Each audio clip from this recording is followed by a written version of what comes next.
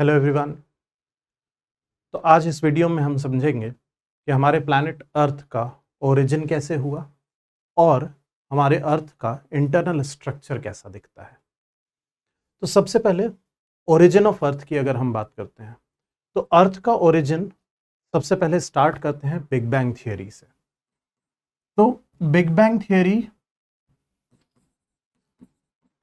Theory होने के बाद जो भी एनर्जी, जो भी मैटर बना यूनिवर्स में, उसमें से जब गैसेस बने तो उन गैशियस मॉलिक्यूल्स जो होते हैं वो गैसेस ग्रेविटेशन की वजह से अट्रैक्ट हुए और छोटे छोटे लंप्स में चेंज होने लगे। तो सबसे पहले ये लंप्स ऑफ गैसेस बने। अब ये lumps of gases over the period of time जैसे जैसे कंडेंस होने लगे, तो कंडेंस होने की वजह से ये छोटे छोटे बॉडीज में कन्वर्ट होने लग गए और इन छोटे छोटे राउंडेड बॉडीज को कहा गया प्लैनेटेसिमल।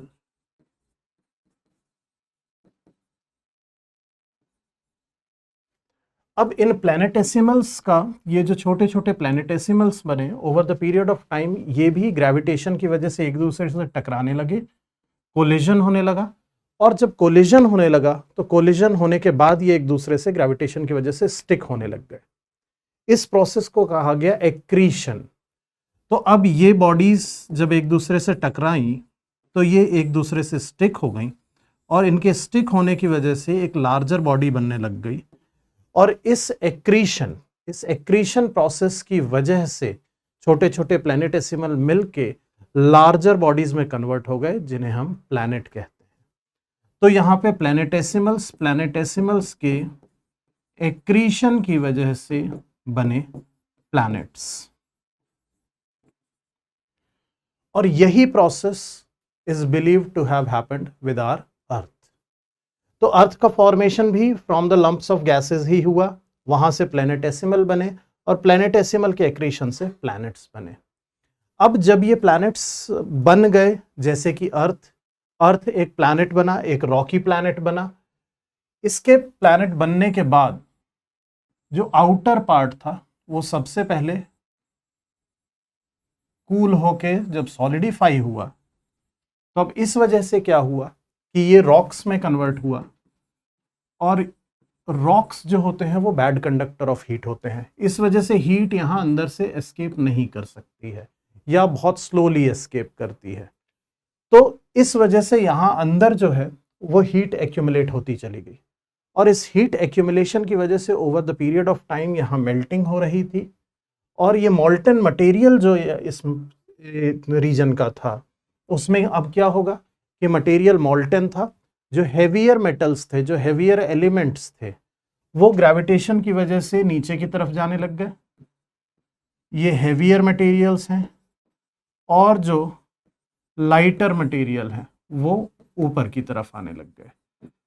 तो डेंसिटी की वजह से, डिफरेंसेस इन द डेंसिटी की वजह से मटेरियल अपने आप सेग्रीगेट होने लग गए, जिसमें लाइटर एलिमेंट्स, लाइटर मटेरियल्स ऊपर की तरफ आ गए और हेवियर मटेरियल्स सेंटर की तरफ सिंक कर गए। इस प्रोसेस को कहा जाता है डिफरेंशिएशन प्रोसेस। और डेंसिटी की वजह से, इस डिफरेंशिएशन की वजह से हमें अलग अलग डेंसिटी के मटेरियल अलग अलग जोन्स में मिलते हैं। इस पूरी प्रोसेस से हुआ क्या कि अर्थ का इंटीरियर जो डेवलप हुआ वो एक लेयर के फॉर्म में हुआ। अब ये लेयर्स कैसे होंगे, अगर हम यहाँ पे इन लेयर्स को लेते हैं तो सबसे हेवियर मटेरियल, हेवीएस्ट मटेरियल हमें यहाँ मिलेगा और सबसे लाइटेस्ट मटेरियल हमें यहाँ मिलेगा। तो हेवियर मटेरियल्स जो है वो सेंटर की तरफ सिंक कर गए, लाइटर मटेरियल हल्के होने की वजह से ऊपर आ गए और बाहर का सरफेस बनाया गया। और इस ओरिजिन ऑफ अर्थ के फॉर्मेशन से हम देखते हैं कि अर्थ का इंटीरियर जो होगा वो एक लेयर्ड स्ट्रक्चर में मिलता है। तो अब हम बात करते हैं यहां से कि अर्थ का इंटीरियर कैसा दिखता है, क्या है अर्थ के इंटीरियर में और क्या है उसकी डिटेलिंग्स। तो सबसे पहले सोर्सेस, जब हम बात करते हैं कैसे हम स्टडी करते हैं अर्थ के इंटीरियर के बारे में, कैसे हमें पता चलता है, तो अर्थ के इंटीरियर्स को पता करने के लिए हमारे पास कुछ सोर्सेज होते हैं जिन्हें हम डायरेक्ट और इनडायरेक्ट सोर्सेज में आइडेंटिफाई करते हैं। अब देखिए डायरेक्ट सोर्सेज अर्थ के इंटीरियर्स के लिए कैसे हो सकते हैं। या तो हम खुदाई करें, ड्रिलिंग होगी, ड्रिलिंग करने के बाद आप नीचे जाते जाइए and you can directly observe कि क्या चेंजेस आ रहे हैं, क्या मटेरियल है, क्या टेम्परेचर है, क्या प्रेशर है। तो इस तरह से drilling can be one straight forward process. Drilling के अलावा वॉल्केनिक इरप्शन जब होते हैं तो वॉल्केनिक इरप्शन में जो मैग्मा आता है, जो लावा आता है, मॉल्टन मटेरियल आता है, वो डायरेक्ट अर्थ के इंटीरियर से आता है और उस लावा या मैग्मा को स्टडी करके हमें पता चल जाता है कि अर्थ के इंटीरियर में क्या है। लेकिन डायरेक्ट सोर्सेज के अपने लिमिटेशन है।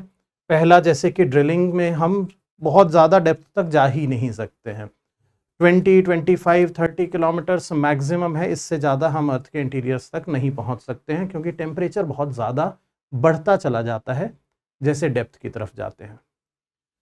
वॉल्केनिज्म इसी तरह हर जगह नहीं होता है, हर जगह से सोर्स नहीं होता है अर्थ के इंटीरियर से, तो हमें बहुत लिमिटेड इंफॉर्मेशन मिलती है about the interiors of the earth. इस वजह से हम रिलाई करते हैं मेजरली ऑन इनडायरेक्ट एविडेंसेस। और इनडायरेक्ट एविडेंसेस में सबसे इंपॉर्टेंट एविडेंस जो है हमारे पास, उसे हम कहते हैं साइज्मिक स्टडी। अब साइज्मिक स्टडी क्या होता है? Seismic is related to earthquake. तो अब जब अर्थ के इंटीरियर में अर्थक्वेक आता है तो वहां से वेव्स निकलती हैं और वो वेव्स जब अर्थ के इंटीरियर्स के थ्रू ट्रैवल करती हैं तो हम उन वेव्स को स्टडी कर सकते हैं। ये बिल्कुल उसी तरह काम करता है जैसे हमारी बॉडी के इंटीरियर्स के लिए एक्सरे काम करता है। अब एक्सरेज हमारी बॉडी से पास होती हैं और ऑपोजिट साइड पे एक फिल्म पे रिसीव होती हैं और एक्सरे किस पार्ट से गया, किस पार्ट से नहीं पास हो पाया, उस बेसिस पे इमेजिंग की जाती है। तो जिस तरह से एक्सरे इमेजिंग होती है उसी तरह से साइज्मिक स्टडी में इमेजिंग की जाती है of the interiors of earth. आप इसको इस तरह से सोच लें कि एक्सरे जब हम अपनी बॉडी का कराते हैं तो उसमें जो रेज यूज होती हैं वो एक्सरेज हैं। यहाँ पे जो रेज यूज की जा रही हैं वो हैं अर्थक्वेक वेव्स। तो अर्थक्वेक वेव जनरेट करता है, उसके स्टडी से हमें अर्थ का इंटीरियर पता लगाया जा सकता है। तो based on the seismic study what has been found कि अर्थ के इंटीरियर्स को ओवरऑल ब्रॉडली 3 लेयर्स में डिवाइड किया जा सकता है, जिसमें सबसे बाहर की लेयर जो होती है, तो अर्थ का इंटीरियर कुछ इस तरह का दिखता है, कॉन्सेंट्रिक स्फीयर्स होती हैं और इसमें सबसे बाहर की जो लेयर होती है इसे कहा जाता है क्रस्ट। इसके बाद सेकेंड लेयर जो होती है इसे हम कहते हैं mantle and after that the third layer है which is this plus this. इन दोनों लेयर को मिला के हम कहते हैं कोर। तो इफेक्टिवली अर्थ को 3 पार्ट में डिवाइड किया जाता है, क्रस्ट, मैंटल एंड कोर। अब ये क्रस्ट, मैंटल एंड कोर, जैसा कि हमने देखा कि इस केस में सबसे मेजर डिफरेंशिएटिंग फैक्टर क्या होना चाहिए, वो होना चाहिए डेंसिटी। और डेंसिटी के केस में हमने कहा कि ये सबसे लाइट है, ये सबसे ज्यादा हैवी होना चाहिए। इसी प्रोसेस को हमने डिफरेंशिएशन कहा था कि जब मॉल्टन फॉर्म में था तो हैवियर एलिमेंट्स जो है वो सेंटर की तरफ सिंक कर गए ड्यू टू ग्रेविटेशन, भारी है, सेंटर की तरफ चले गए, और जो लाइटर एलिमेंट्स थे वो ऊपर की तरफ आ गए। ये कुछ इसी तरह का डिफरेंशिएशन होगा जिसमें आप एक कंटेनर में वाटर और ऑयल को विगरसली मिक्स कीजिए और उसको सेटल होने के लिए छोड़ दीजिए, तो ऑयल क्योंकि उसकी कम डेंसिटी है वो अपने आप ऊपर आ जाएगा और वाटर नीचे सेटल हो जाएगा। तो आपका डिफरेंशिएशन हो गया लेयर्स का। इसी तरह का डिफरेंशिएशन यहाँ मटेरियल्स का हुआ। तो इसका मतलब जैसे हम क्रस्ट से कोर की तरफ जाते हैं तो यहाँ जाते समय डेंसिटी जो है वो डेंसिटी बढ़ती चली जाती है। तो ओवरऑल इस कॉन्टेक्स्ट में अगर डेंसिटी की बात करें तो डेंसिटी क्रस्ट की अगर हम कंपैरेटिव एक रफ आइडिया लेने की कोशिश करें तो क्रस्ट की डेंसिटी 2.7 से 3 ग्राम्स पर सेंटीमीटर क्यूब की आती है। वहीं जब मैंटल तक पहुंचते हैं तो मैंटल में डेंसिटी अराउंड 4.7 ग्राम्स पर सीसी हो जाती है, और वहीं जब हम कोर तक पहुंचते हैं तब यहाँ की डेंसिटी अराउंड 11 ग्राम्स पर सेंटीमीटर क्यूब आ जाती है। ये मीन वैल्यूज हैं, बट इफेक्टिवली अगर आप देखेंगे तो बहुत क्लियरली हमें पता चल रहा है कि जैसे हम क्रस्ट से कोर की तरफ जा रहे हैं, आउटर लेयर से बिल्कुल सेंटर ऑफ द अर्थ की तरफ जा रहे हैं, डेंसिटी, एवरेज डेंसिटी बढ़ती चली जा रही है। अब सबसे पहली लेयर बाहर की लेयर है जो कि क्रस्ट है। क्रस्ट सबसे थिन लेयर होती है out of all the three, और क्रस्ट की बात करें अगर हम, तो क्रस्ट की thickness I can take up somewhere 5 kilometres से लेके अराउंड 50-70 किलोमीटर्स तक की थिकनेस जा सकती है, जिसमें कि जो ओशियनिक क्रस्ट होता है, जो ओशियन के नीचे हमें क्रस्ट मिलता है, इसकी एवरेज डेंसिटी 5 किलोमीटर की आती है, जबकि कॉन्टिनेंट की, जिसे हम कॉन्टिनेंटल क्रस्ट कहेंगे, इसकी एवरेज डेंसिटी अराउंड 30 किलोमीटर्स की आती है। अब ये अलग अलग जगह वेरी करता है, इसीलिए हमने यहाँ 70 तक ले गए, ये 80, 90, 100 भी जाता है, बट ये एक रेंज है। हम एवरेज वैल्यू ले रहे हैं, कॉन्टिनेंट्स जहाँ पे हैं वहाँ पे क्रस्ट 30 किलोमीटर थिक है, average mean value. Oceanic crust 5 kilometre की एवरेज थिकनेस हम ले सकते हैं। इसके अलावा इस क्रस्ट में मेजर डिफरेंशिएशन जो होता है वो इनके रॉक्स का होता है, जिसमें ओशियानिक क्रस्ट जो होता है वो हेवी रॉक्स से बना हुआ होता है, जबकि कॉन्टिनेंटल क्रस्ट लाइट रॉक्स से बना हुआ है। तो ओशियंस के नीचे जो क्रस्ट है उसका नेचर अलग है, कॉन्टिनेंट्स जिस क्रस्ट से बने हुए हैं, कॉन्टिनेंट्स जिस रॉक से बने हुए हैं, उनका नेचर अलग है। तो ये सबसे बाहर की लेयर, आउटर लेयर हमारे पास आती है, विच इज क्रस्ट, जिसे हम ओशियानिक और कॉन्टिनेंटल क्रस्ट में डिवाइड कर रहे हैं। इसके बाद नेक्स्ट लेयर हमारे पास आती है विच इज मैंटल। अब मैंटल क्रस्ट के नीचे से, जो कि कहीं भी जा सकता है, 30, 40, 50 जो हमने कहा, वहां से लेके अप टू 2900 किलोमीटर्स की डेप्थ तक लाई करता है। तो अब अगर हम इस डायग्राम में जाते हैं तो यहां पे ये जो डेप्थ दिख रही है हमें, ये मैंटल है, ये क्रस्ट है। तो मैंटल की डेप्थ यहां पे जब हम डेप्थ देख रहे हैं तो ये हमारा 2900 किलोमीटर्स की डेप्थ आ रही है। यहां तक मैंटल होता है। अब मैंटल एक इंपॉर्टेंट लेयर है। जनरल कॉन्टेक्स्ट में समझने की कोशिश करें तो मैंटल वो पार्ट है जहां पे मेजॉरिटी ऑफ द अर्थक्वेक्स हमारे होते हैं, अर्थक्वेक का फोकस जहां आता है, या जहां से majority of the volcanic eruption के लिए मैग्मा आता है। तो मैंटल एक इंपॉर्टेंट लेयर है, और मैंटल, जैसा हमने कहा कि मैंटल के रॉक्स जो होंगे वो हैवी होंगे, यहाँ के मिनरल्स हैवी होते हैं। अगर आप क्रस्ट की बात करते हैं तो क्रस्ट में आपको सिलिकॉन मिल जाता है, एल्यूमिनियम के ऑक्साइड्स मिल जाते हैं। तो oxides of aluminium, silicon which is silica, यहाँ मिलता है। जबकि इसके आगे मैंटल तक जब हम पहुँचते हैं तो हमने कहा मैंटल में डेंसिटी 4.7 ग्राम्स पर सेंटीमीटर क्यूब आ जाती है, और यहाँ जो मिनरल्स होते हैं वो मेजरली सिलिकेट्स ऑफ मैग्नीशियम और आयरन, ये सिलिकेट्स यहाँ डोमिनेट करते हैं और ये इसे हैवी बनाते हैं। तो ये है मैंटल। इसके बाद थर्ड लेयर जब हम आते हैं वो है कोर। अब कोर एक इंटरेस्टिंग लेयर है। कोर को हम दो पार्ट्स में डिवाइड करते हैं, विच इज, अब आप यहां देखिएगा तो हमने इस पार्ट को 1 और 2, इन दोनों को मिला के हमने कहा है कोर। तो इसमें ये जो बाहर का पार्ट है इसे हम कह देते हैं आउटर कोर, और इसमें जो अंदर का पार्ट है इसे हम कह देते हैं इनर कोर। इन दोनों के बीच का डिफरेंशिएशन यहां पे डेप्थ पे आता है 5100 किलोमीटर पे। तो क्रस्ट के नीचे से 2900 किलोमीटर्स तक हमारे पास मैंटल है, 2900 से 5100 किलोमीटर डेप्थ तक आउटर कोर है, और उसके बाद फाइनली अप टू 6400 या सेंटर इज 6371 किलोमीटर्स, इस डेप्थ पे हमें सेंटर मिलता है। तो यहाँ पे इनर कोर आ जाता है।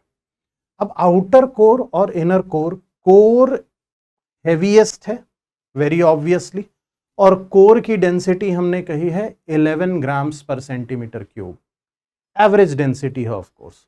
कोर हेवीएस्ट है, कोर में सबसे इंपॉर्टेंट एलिमेंट्स जो होते हैं वो आयरन और निकल होते हैं इन देयर प्योर फॉर्म। लेकिन एक मेजर डिफरेंस है जिस वजह से हम आउटर कोर और इनर कोर आइडेंटिफाई कर रहे हैं। आउटर कोर में जो आयरन और निकल है वो मॉल्टेन फॉर्म में है, पिघला हुआ है, जबकि इनर कोर में सॉलिड फॉर्म में है।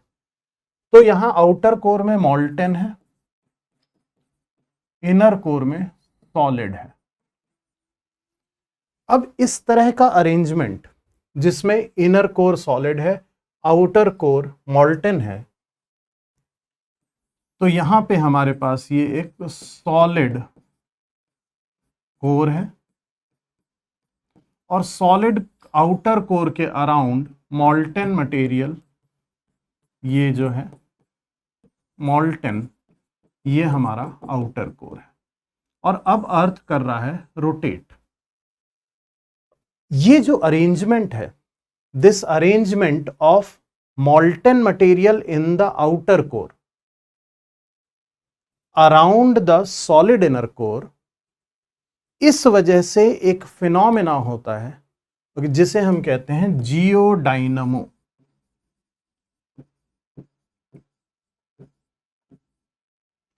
जियोडाइनमो बेसिकली वो मैकेनिज्म है जहां पे इस पूरे अरेंजमेंट की वजह से मैग्नेटिज्म और इलेक्ट्रिसिटी, इलेक्ट्रिक चार्जेस डेवलप होते हैं, और ये मैग्नेटिज्म और इलेक्ट्रिक चार्जेस ये एक दूसरे में कन्वर्ट होते रहते हैं, और इस वजह से it gives rise to magnetism, जो कि which is possessed by the earth. तो earth behaves like a magnet. आपने अगर मैग्नेट देखा है तो जैसे मैग्नेट के नॉर्थ पोल होते हैं, साउथ पोल होता है, वैसे ही अर्थ का भी एक नॉर्थ पोल है, अर्थ का भी एक साउथ पोल है। अर्थ के अराउंड एक मैग्नेटिक फील्ड है, और उस मैग्नेटिज्म को हम कहते हैं जियो मैग्नेटिज्म। तो geomagnetism is magnetism possessed by the earth. तो अब इस जियो मैग्नेटिज्म का रीजन क्या है? It is the process which is known as geodynamo. और जियोडाइनमो क्या है? जियोडाइनमो इज वेयर कि जहां पे आउटर कोर का मोल्टन मटेरियल जो है वो जब सॉलिड इनर कोर के अराउंड घूमता है तो it gives rise to a sustained magnetic field. तो जियोमैग्नेटिज्म का ओरिजिन जो है वो कोर से ही होता है। तो अर्थ एक मैग्नेट की तरह बिहेव करेगा, और जैसे कि एक बार मैग्नेट का मैग्नेटिक फील्ड होता है वैसे ही अर्थ का एक मैग्नेटिक फील्ड होता है, कुछ इस तरह का। तो हमारे पास एक नॉर्थ पोल होता है, एक साउथ पोल होता है, और ये मैग्नेटिज्म ओरिजिनेट हो रहा है फ्रॉम द कोर। कोर के इस अरेंजमेंट की वजह से, molten outer core around solid inner core, और जो रोटेट हो रहा है, फिनोमिना को हम कहेंगे जियोडाइनमो। तो ओवरऑल इस केस में हम फिर से देखते हैं इस पूरे अरेंजमेंट को, जहां पे हमारे पास ये अर्थ का स्ट्रक्चर है जिसमें क्रस्ट है। ओके, हम यहाँ कुछ भी थिकनेस मान लेते हैं, सपोज करते हैं 50 किलोमीटर थिकनेस ले रहे हैं। तो ये 50 किलोमीटर से सबसे पहले यहाँ हमारे पास आया मैंटल, मैंटल गया यहाँ से अप टू 2900 किलोमीटर्स। मेंटल्स में mainly silicates of iron and magnesium है। इसके बाद हमारा आया आउटर कोर। ये है outer core. Outer core is up to a depth of 5100 kilometres और इस आउटर कोर में मोल्टेन आयरन एंड निकल है। और इसके बाद हमारे पास है इनर कोर। इनर कोर यहाँ से जाएगा अप टू 6371 किलोमीटर्स और यहाँ पे सॉलिड आयरन एंड निकल है। ये पूरा अरेंजमेंट जो है this gives rise to geomagnetism और इस तरह से हमें ओवरऑल अर्थ का लेयर्ड स्ट्रक्चर दिखता है। तो ओवरऑल अर्थ का ओरिजिन, अर्थ में जो फिनोमिनाज हो रहे थे व्हेन इट वाज फॉर्मिंग, वहां से हम बहुत क्लियरली समझ सकते हैं कि अर्थ का स्ट्रक्चर एक लेयर्ड स्ट्रक्चर होना चाहिए और उन लेयर्स का स्पेसिफिक जनरल डिटेलिंग जो है वो आज हमने देखा इस वीडियो में। So this is about the origin of earth and the internal structure of Earth. Veranda ES, where your dream becomes reality.